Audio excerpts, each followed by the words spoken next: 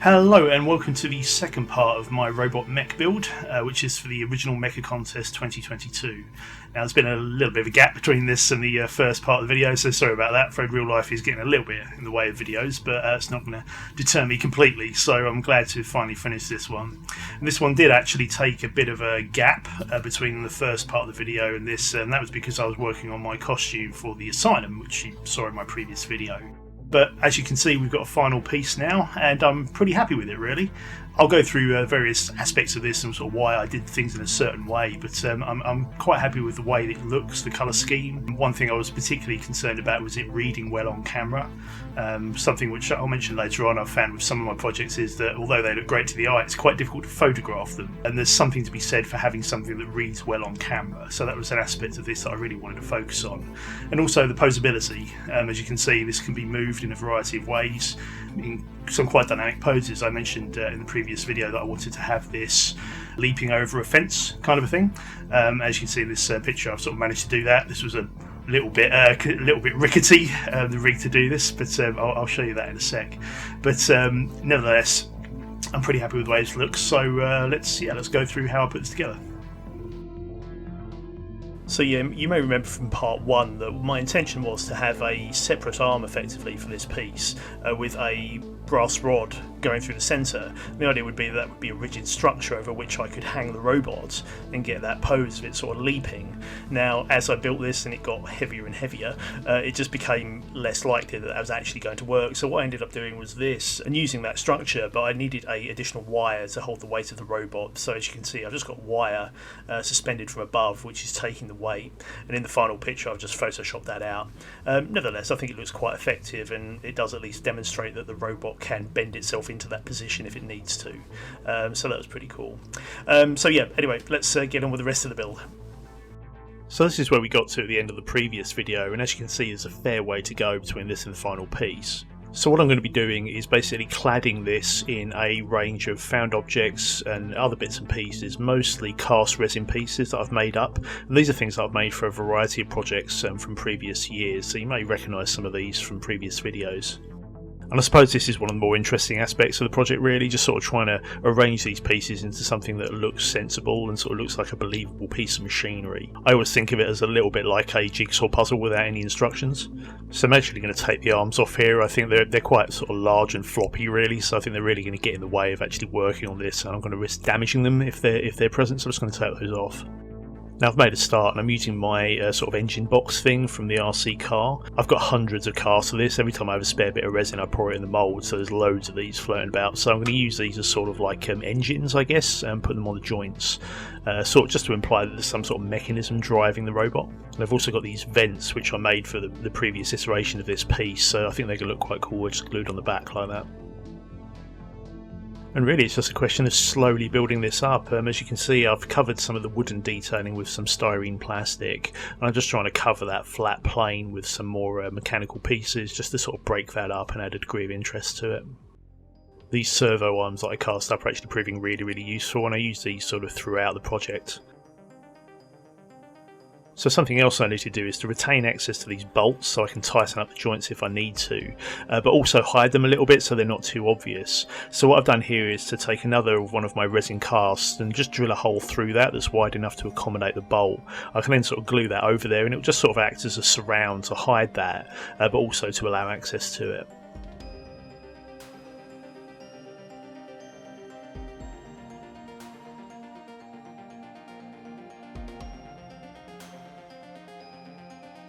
I think this is going to look quite nice. There's just some detail on the leg as well here.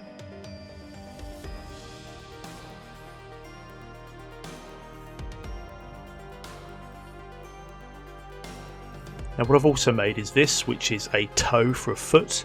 I've made one of these, and I've just made that out of some acrylic and some found bits and pieces. I'm going to make a mould of this so I can cast up multiples. And there you can see there's one of my casts. So I'm going to use these to actually build up some sort of foot. And I've made these so they can actually accommodate one of the servo arms on the side. That way I can sort of add in additional mechanical detailing there, and I don't need to include that in the mould itself. I can just glue those on afterwards.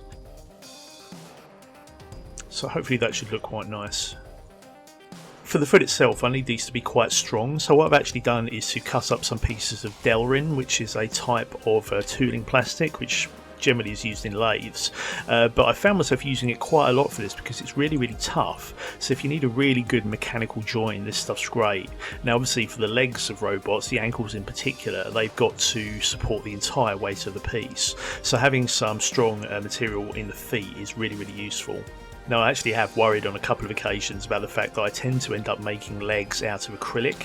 It's just because you can get some quite thick sheets of it and it's easy to cut and relatively available, so it's quite an obvious choice to make legs from it. But I do tend to wonder that as you build these things up, the weight of them increases and increases. And I have, for my previous one, the demon robot that I made, I was worrying that the weight of the thing might be too much for the acrylic sheet to actually hold. So I suppose if I had the tools available, I might actually make these out of like aluminium or something a bit stronger. Just cutting thick aluminium like that's actually quite tricky, so I guess I'm sticking with plastic for the time being, but nevertheless it's worth bearing in mind that the legs have got to take all of the weight, so they need to be pretty strong.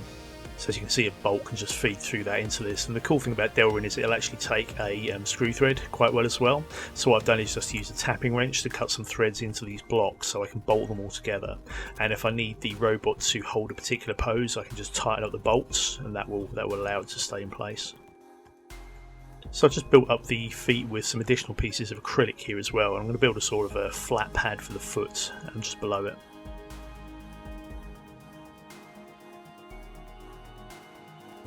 So here's a shot of the feet, and as you can see I've built these up with some casts of the toe sections that I cast up, and also some additional resin pieces as well. These white pieces on the very front are actually hiding the bolts that can tighten the feet up, and I just made sure the hole I drilled in the back of these was about the right size for the head of the bolt, so they just sort of push fit on, so that's quite a nice way of hiding some of the detail there. And I actually found these feet, because they're quite wide, are actually pretty good at balancing the robot, so I've not really had any problems with it falling over, just because the feet are quite large, so they sort of compensate for that quite well. So I'm just turning my attention now to the head of the pilot, and for quite a while I've been using this resin sphere as a stand-in. I always thought I would sort of cut this down, so what I've done is to drill a hole directly through it and put a screw thread through it so I can mount it in the lathe like this. Now it's not quite centred, but it's close enough. And what I want to do is to cut in some circular detail into the sides, just so I can start adding some detail to this and turn it from a sphere into a type of helmet.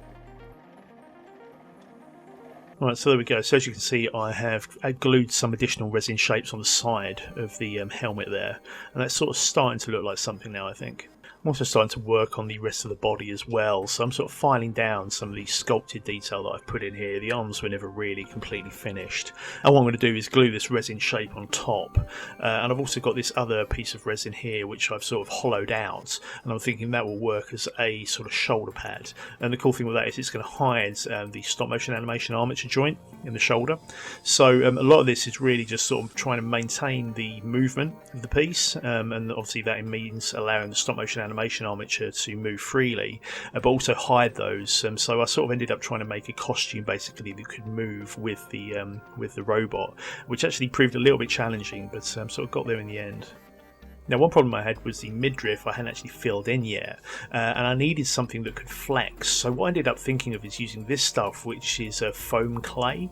I bought it for a cosplay thing I was working on previously, but started thinking, well actually this would probably work, wouldn't it, because the idea of the stuff is that it dries in a flexible form, so this should allow the piece to flex and move. So this seemed like quite a good choice for the middle section of the robot.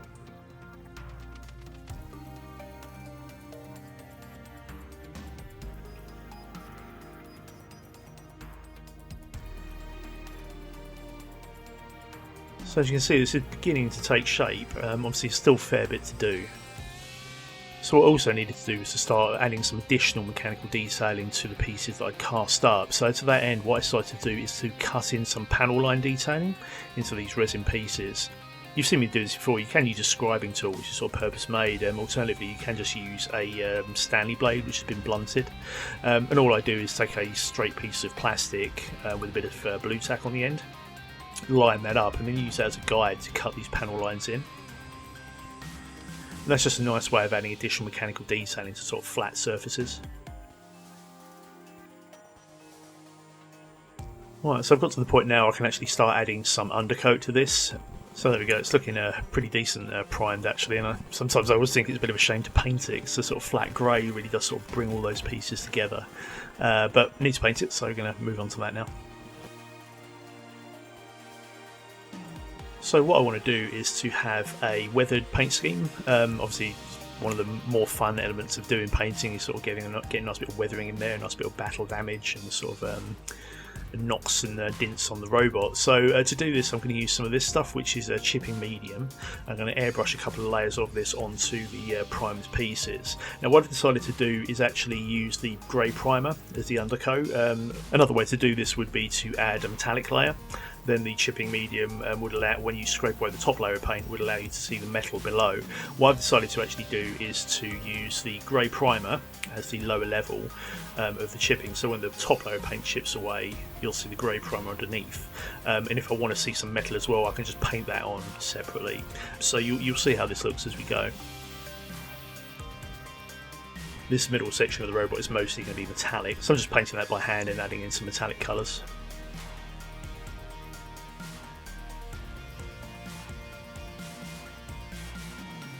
Right, so I want to go for a nice sort of industrial orange, so I'm using some Tamiya orange paints here, with which is mixed down a little bit with some isopropyl alcohol, and I'm just airbrushing that onto the piece over the layer of chipping medium. Now I took a couple of coats of orange there to get a nice consistency, but it's looking pretty good now. So what I can now do is come in and wet the top layer of paint, and as that soaks in that's going to allow me to start scraping away the top layer of paint and revealing the grey below. You can do this in a number of ways. You can just use your fingernail. I find a toothbrush works quite well, and you can also use like cocktail sticks and things like that.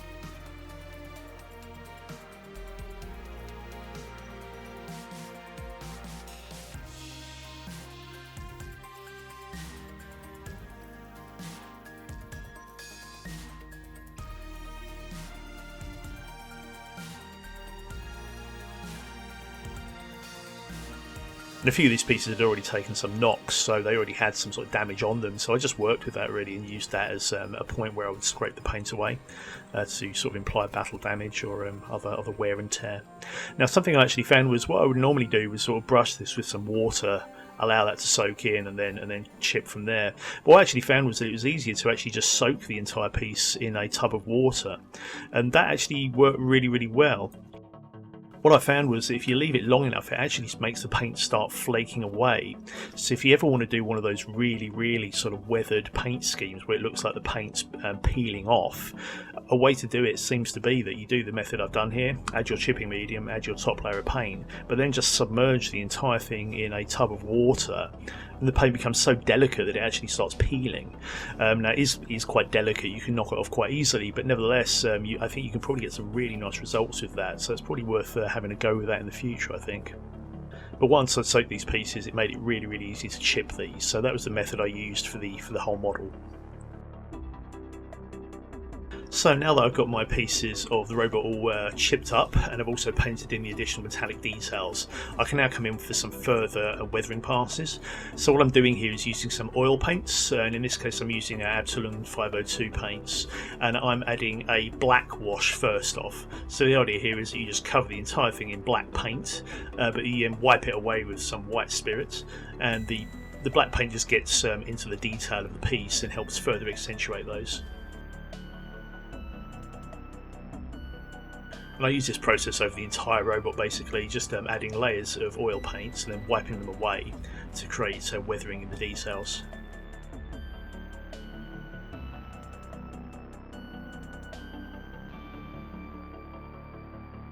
Yeah, and as you can see, it sort of adds a degree of definition to the piece, and just then add a degree of dirt and grime, and yeah, it really helps. Something else I use extensively here is another Absalon 502 colour, engine grease, and this stuff is really good. It just looks like it says like engine grease, and you can just put this on metallics, particularly metallic machinery, and it really does add a level of sort of I don't know, industrial dirt I suppose to it, and it really looks quite realistic. So yeah, really good stuff, and I use this stuff extensively.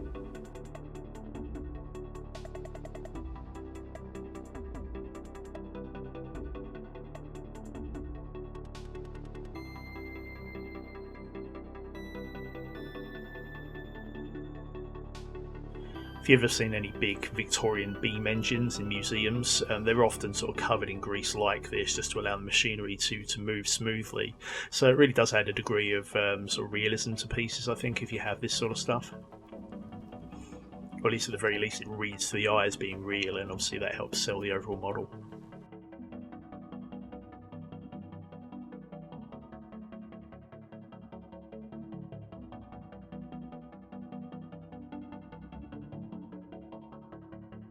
Something also uses this streaking grime, which is an AK Interactive product, and again this is similar to an oil wash. You cover the whole thing in it and then you wipe it away with white spirit. But this is just another sort of dirt pass, and I figured I would add this mostly to the feet and the hands because they would most commonly be in contact with the ground.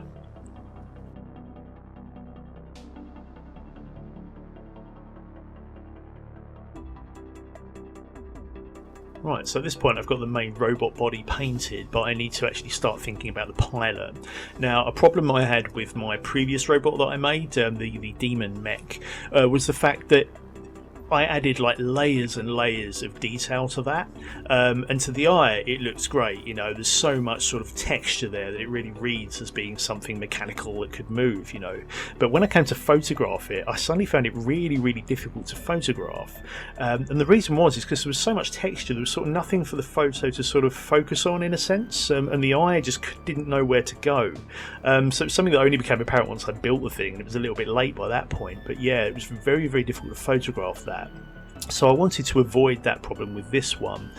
So I've attempted to keep the shapes much more sort of smooth, and you can sort of see that in the robot. I think, you know, the arms are quite sort of blocky and the hands are quite sort of oversized and big, so I think it's going to read to the eye much more easily than my previous robot. And to accentuate that even further, what I want to do is have the pilot be a different color to the main robot. So the robot's orange and I'm going to do the pilot blue. They're two sort of, I think they're complementary colors on the color wheel, so I hope they should go well together, but it also should help differentiate the pilot from the suit. So that's what I'm going to do here, and as you can see, I've sort of had a little bit of a test on the legs there just to see what that would look like. Now the suit needs a little bit more detailing on it before I proceed, so I'm just going to carry on and add some additional mechanical detailing to this. So I've got some resin shapes here which I'm gluing in place, and as you can see I've also used some bits from model kits here and some bass guitar strings and things like that to add some additional mechanical detailing. Now this is something that I planned to do years back. Now you may remember in the first part of this video I mentioned that this is actually my second go at this idea, and for the original piece what I wanted to do was to sculpt up a basic human form, but then bend some aluminium wire over that form to try and create some panelling. I think that would be quite a nice way of getting some smooth organic shapes onto a human form, but that would look like sort of fitted armour, because once I've bent this aluminium wire into shape I can glue it to the body and then fill in the gap with epoxy and sand that flat. So that would be a nice way of adding sort of panel detail to the suit. So that's what I'm doing here. And with this sort of thing, it's really just a question of keep adding detail until there's enough texture there for it to read as sort of a real object. So I think that's looking pretty good. So what I've done then is to come through and actually start. So I think I've got to that point. So I've now come in and started spraying this with blue paint, and I'm going for a darker shade first, and then I'm coming in over it with a lighter blue, and that should give just a variation in colour and a bit of shading. It's also getting the same weathering pass as the robot as well.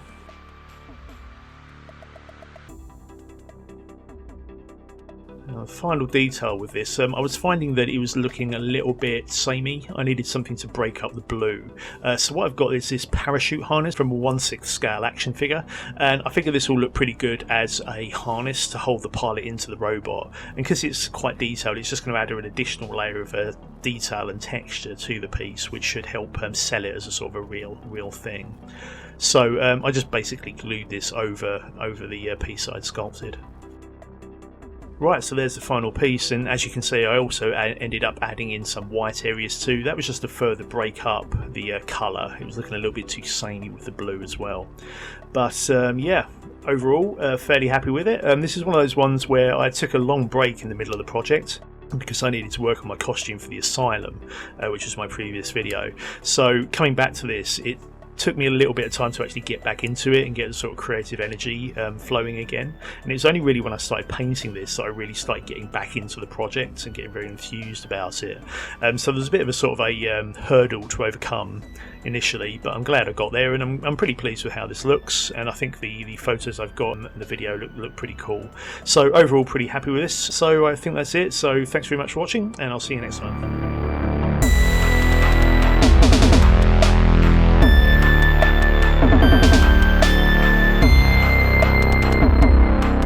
Thanks very much for watching. I'll be posting videos on future projects, so if you'd like to keep up with what's going on, please do subscribe. Alternatively, you can visit my website, which is www.thedarkpower.com, or you can find me on Facebook. Just search for The Dark Power.